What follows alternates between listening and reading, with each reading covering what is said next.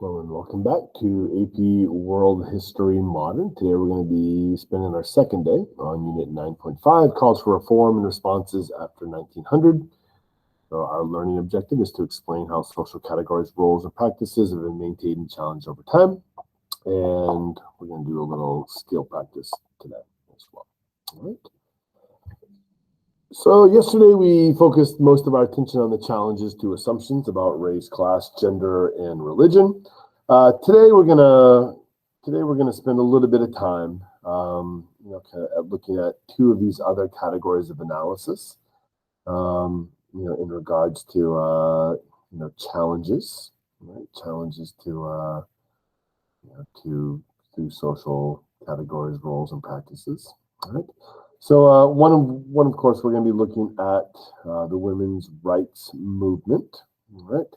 So increased access to political roles and professional roles is what we're going to do with that, and then we're going to start by looking at the environmental movements. Specifically, we'll look at Greenpeace because why not? All right. So Greenpeace. Let's just take a few minutes and kind of just go over them, and then we'll kind of do a little case study of one of the issues that they advocate for. So if you're not familiar with Greenpeace, they're an organization that goes back to the early 1970s, around the same time as the Earth Day is becomes a phenomenon in the United States. The better part of a decade after Rachel Carson's book, Silent Spring. So in the early 1970s, I think it was 1971, you're going to see the origins of Greenpeace, and they largely in the kind of northwestern part of North America. So, and some of the issues that they were advocating for initially are things like overfishing, deforestation, anti-nuclear weapon testing. Anti-nuclear proliferation, like weapons proliferation. Those are some of the early advocacy, or early things that they were advocating. They are an NGO, right? So you'll sometimes see the acronym NGO, and that is non-governmental organization. So they're like a non-profit NGO, and throughout the 1970s, they will kind of increase their advocacy footprint.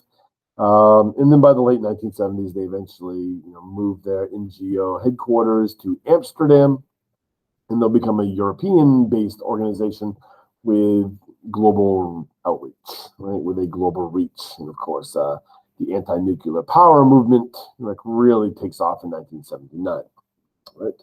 With 3 Mile Island, right? In the 3 Mile Island incident.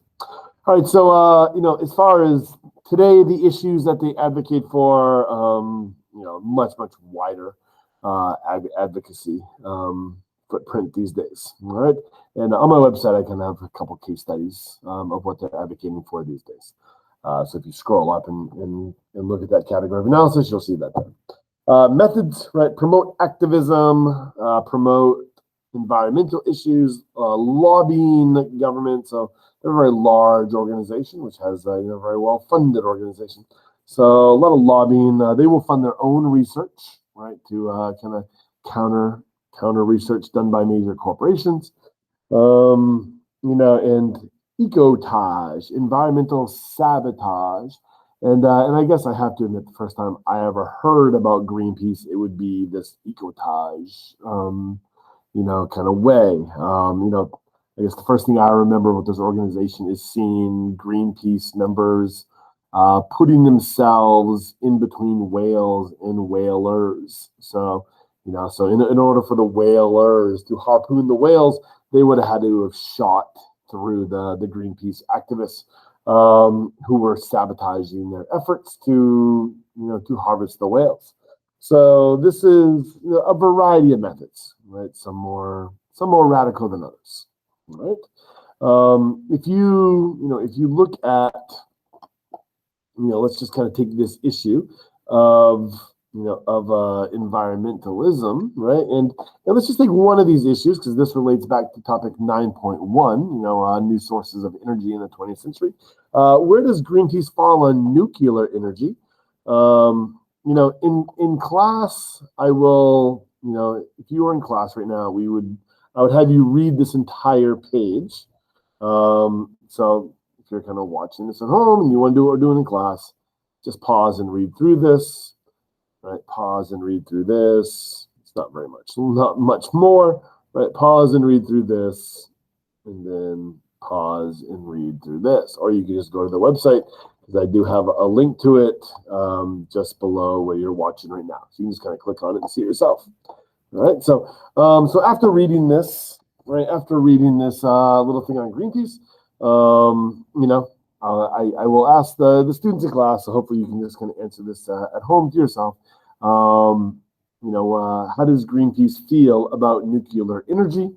Can you identify one positive thing that Greenpeace said about nuclear energy as a alternative to other fuels or other sources of energy? All right, and what are some of the consequences of presenting an argument like this? All right, all right, so you probably have your own thoughts about this after reading that. One thing I will say is I learned a lesson when I was in high school, and it had just happened to be about the nuclear energy. When I was a high school chemistry student, I had to write a term paper. So back, I guess back when I came through school, at least my particular school, they made us write term papers in almost every class, I guess, by the time you kind of got into high school. And so I chose nuclear power, nuclear energy as the topic of my term paper in my chemistry class. And so when I went and did my research, I guess I was kind of acting in a way very similar to Greenpeace in how I sought my information out. However, I obviously, as you'll see, I did not use Greenpeace as my source. I use things like encyclopedias. I did use a book or two. But most of my information I acquired through contacting Maine Yankee. Maine Yankee was, I don't think it exists anymore, but it was the nuclear power plant that existed in, I think it was Wiscasset, Maine, if my memory serves me, right? So I contacted Maine Yankee. They had sent me an awesome folder, stacked right full of pamphlets and little booklets and just every little bit of information I would ever need to write a great paper, I thought. So I wrote a paper, right, using a nuclear power plant's resources that they distributed to me as my primary source of material. I don't even remember if I acknowledged that there was a differing perspective on nuclear energy. I don't even remember if I did or not. And I remember when my teacher gave that back to me, he rightfully ripped me apart for presenting the issue without even acknowledging the other side. If you want to, so I guess Mr. Conroy is who did that to me, and I fully will admit I deserved it. All right, so it is hard to win an argument if you don't display any nuance at all, right? So if you present only one side of an issue, are you not simply advocating the concept that the only truth is exaggeration? It's hard to take an argument seriously when you don't concede any ground at all, or you don't acknowledge that there's any major positives or any real positives. That is not an honest way to advocate for things. There are some inherent issues, at least that I would take with this source. However, I guess on the positive side, you know where they stand. Right, you know where they stand. So no nuclear, no matter what. The reason why I'm kind of pointing this out is, in the larger environmental debate, as we are coming up on Earth Day here, in the larger environmental debate, the topic of nuclear energy does come up. And I just Googled nuclear powered TED Talks, and if you look at the TED Talks that are out there, if you're familiar with TED Talks, I really would not call TED Talks a bastion of anti-environmentalists and or whatnot. It is a place where you see a lot of academics and authors and activists, have a voice, right? It gives voice to those kinds of individuals. And the debate about nuclear power is much more nuanced than what you see on the Greenpeace website. But the reality is that Greenpeace is an activist organization, and they can take whatever position they want, and they're not under any obligation at all to show nuance, right? To give different perspectives. But I just kind of like to point out that the debate is active, right? The debate is alive, and there is a lot of nuance within the environmentalist community itself, or the pro-environmentalist reform or climate change reform. There is a lot of discussion where nuclear is part of the wider portfolio of options that need to be looked at if you want to seriously talk about reducing carbon footprints. Okay, so anyway, so that's that. All right. In class, I do like to show this little video here. So if you scroll down to the bottom of this website, I do like to show this little news clip. This is you can actually hear Greenpeace. So I do like to show a little Greenpeace video just to see this is their nuclear spokesman, or their spokesman on nuclear power, speaking to an Al Jazeera reporter following the Fukushima incident, right, about a decade or so ago. We do watch that in class, and then we watch this in class as well. We watched this is Stossel, right? So Stossel's giving you a different perspective. I think so we watch this full thing in class as well. And I think as you watch it, right, you will see a more nuanced take on nuclear energy. I think you can clearly see that Stossel is advocating for the use of nuclear energy as part of a way of creating a diverse energy profile or portfolio, right? But there is nuance there. There are opposition voices that are part of it that make clear that nuclear is not perfect. Right, so we watch that in class as well. So once again, since you're not in class today, I would encourage you to go ahead and watch that on your own time. All right, so in class, in class, from here we kind of transition into women's rights, and of course this is just kind of straight. So I don't spend a lot of time on this. This is from your homework. This first wave feminism, second wave feminism, and then kind of the realities of the global south, right, as far as feminism. And I did spend I know I spent a decent amount of time, on this website, looking at the global feminist movement. And I did so really just to provide some nuance here with the global feminist movement. So one is with Western feminism. Once you get by that first wave feminism where suffrage is the primary issue, just kind of understand that, within Western feminism, it is diverse. It is not, once you get into second wave feminism, it is not a unified movement, and it is not people advocating for the exact same things. So just understand that within Western feminism, you do have a socialist approach, right? This women's liberation theory. Anytime you start talking about women, start talking about the word liberation, right?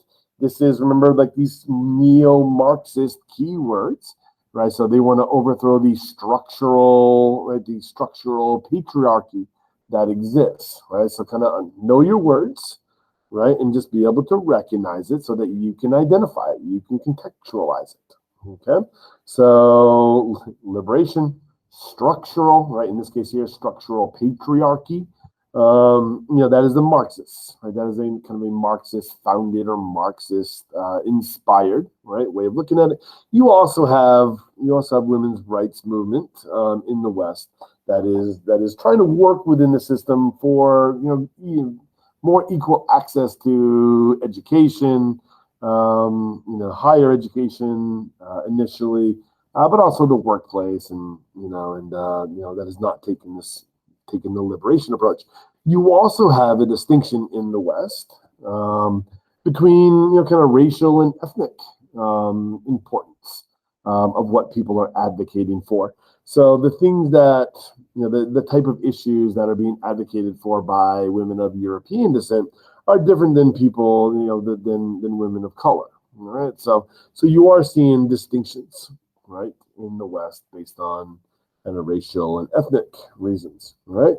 And then, of course, you have feminism in the global South. And so I'd really highly encourage you to kind of read through this. I just kind of did this to show you the diversity that exists. So you're not just talking about a couple divisions, right? If you're talking about feminism in Latin America, Africa, and in parts of Asia, you're talking about a very regional diversity. So what is an important thing for a woman in Egypt is not necessarily the same things that are important for a woman in the Congo. So these are very, very regional kind of stuff based on very specific things. Here's that kind of Pinochet thing that we've already looked at in a previous video. Sometimes the major focus is on sons and husbands disappearing. As is the case in not just Chile, but also the places like Brazil, in the 1980s. All right, so and then of course, right, not all third world groups have identical views, right? So so you're going to see opposition, right, within the developing world. You see structural opposition. You see issues that remain focused. Literacy is a major kind of focus. Birth rates is another focus around the world.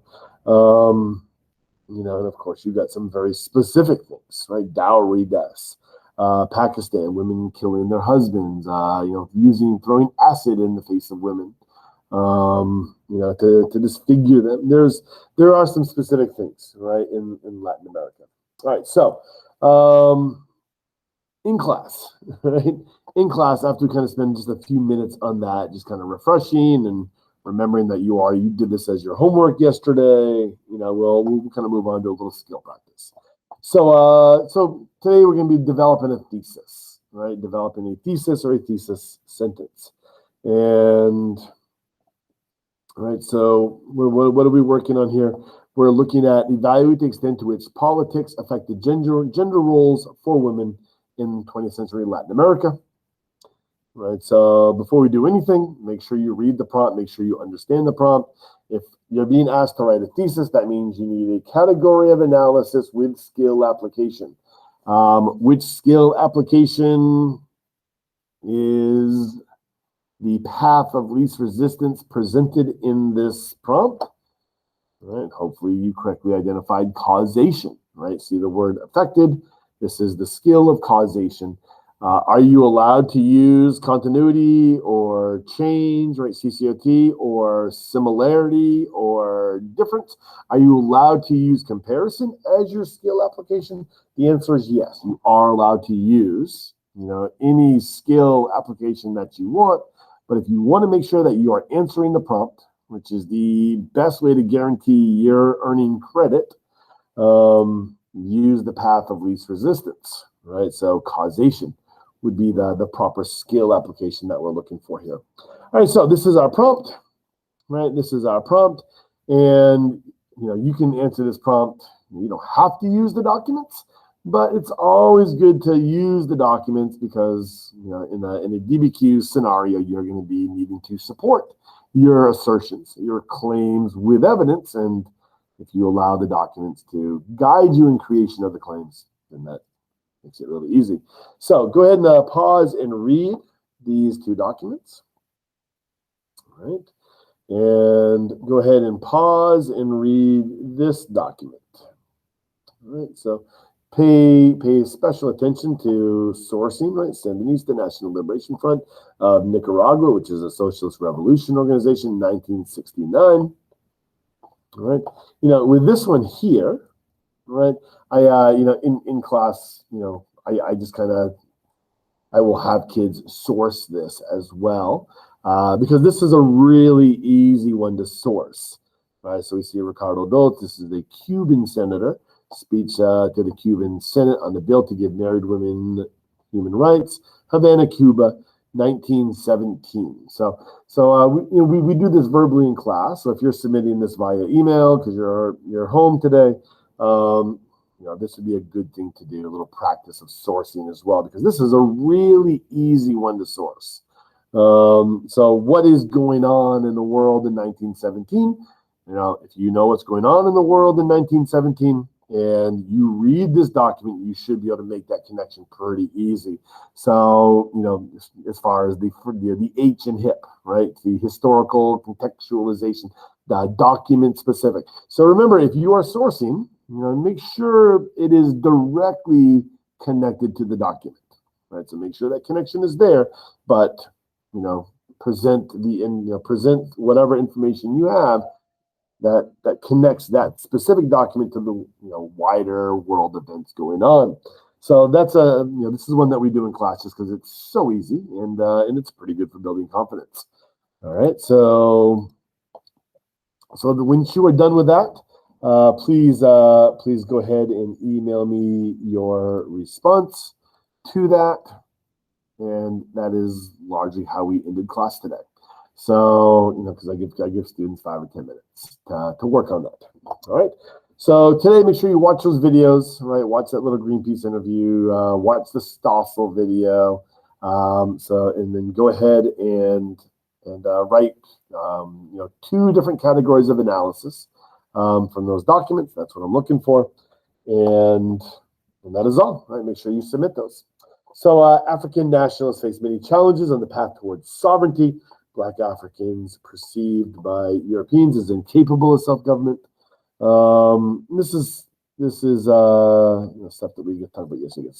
Some kind of fun. We did a little bit of feminism today, so let me just read that. Feminism changed its focus in the mid-20th century from focusing on issues of voting rights to education to equality. Right, so we see this kind of this new push, right, in the 20th century and halfway through. And of course, today we've got third wave feminism and fourth wave feminism, right? So feminism is, as diverse as it was, in the past, even more diverse now, right? So, and a lot of infighting amongst the movement as well, right? And then of course, I think we touched on anything here today that was in yesterday's video, right? So, all right. That is all for today. Sapriati.